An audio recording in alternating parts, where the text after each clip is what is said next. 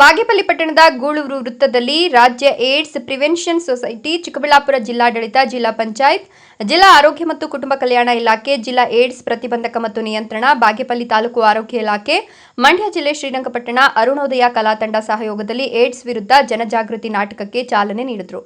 ಬೀದಿ ನಾಟಕದ ಮೂಲಕ ಜನರಲ್ಲಿ ಆರೋಗ್ಯ ಜಾಗೃತಿ, ಎಚ್ಐವಿ ಮುನ್ನೆಚ್ಚರಿಕೆಗಳ ಬಗ್ಗೆ ಮಾಹಿತಿ ಮತ್ತು ಎಚ್ಐವಿ ಸೋಂಕಿತರ ಕಡೆಗೆ ನೋಡುತ್ತಿರುವ ಸಮಾಜದ ಮನಸ್ಥಿತಿ ಬದಲಾಯಿಸುವ ಸಂದೇಶ ನೀಡಲಾಯಿತು. ಕ್ಷಣಿಕ ಸುಖದ ಆಸೆಗಾಗಿ ಎಚ್ಐವಿ ಏಡ್ಸ್ನಂತಹ ಮಾರಕ ಕಾಯಿಲೆಗಳಿಗೆ ತುತ್ತಾಗದಂತೆ ಎಚ್ಚರಿಕೆ ವಹಿಸಬೇಕು. ಯುವಜನತೆ ಹೆಚ್ಚು ಜಾಗೃತರಾಗಿರಬೇಕು. ಸೋಂಕಿನ ಕುರಿತು ಇತರರಿಗೂ ಅರಿವು ಮೂಡಿಸಬೇಕು ಎಂದರು. ಏಡ್ಸ್ ರೋಗಕ್ಕೆ ಪರಿಣಾಮಕಾರಿ ಚಿಕಿತ್ಸಾ ಸೌಲಭ್ಯವಿದ್ದು, ಅಸುರಕ್ಷಿತ ಲೈಂಗಿಕ ಸಂಪರ್ಕ ಮತ್ತು ಸೋಂಕಿತರಿಗೆ ಚುಚ್ಚಿದ ಸೂಜಿ ಅಥವಾ ಸಿರಿಂಜ್ಗಳ ಮರುಬಳಕೆಯಿಂದ ಏಡ್ಸ್ ಕಾಯಿಲೆ ಹರಡುತ್ತದೆ. ಸಲಿಂಗ ಕಾಮದಿಂದಲೂ ಸೋಂಕು ಹರಡುವ ಸಾಧ್ಯತೆಗಳು ಹೆಚ್ಚಾಗಿರುತ್ತದೆ. ಓರ್ವ ಸಂಗಾತಿ ಜೊತೆ ದೈಹಿಕ ಸಂಪರ್ಕ ಹೊಂದುವ ಮೂಲಕ ಸೋಂಕಿನಿಂದ ದೂರ ಇರಬೇಕು. ಸಮುದಾಯದಲ್ಲೂ ರೋಗದ ಬಗ್ಗೆ ತಿಳುವಳಿಕೆ ಅಗತ್ಯ ಇದೆ ಎಂದರು.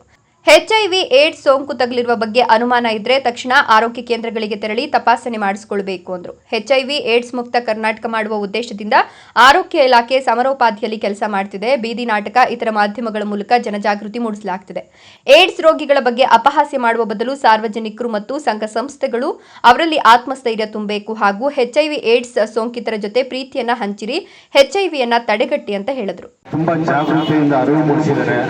ಅದನ್ನೆಲ್ಲ ನಾವು ತಿಳ್ಕೋಬೇಕು.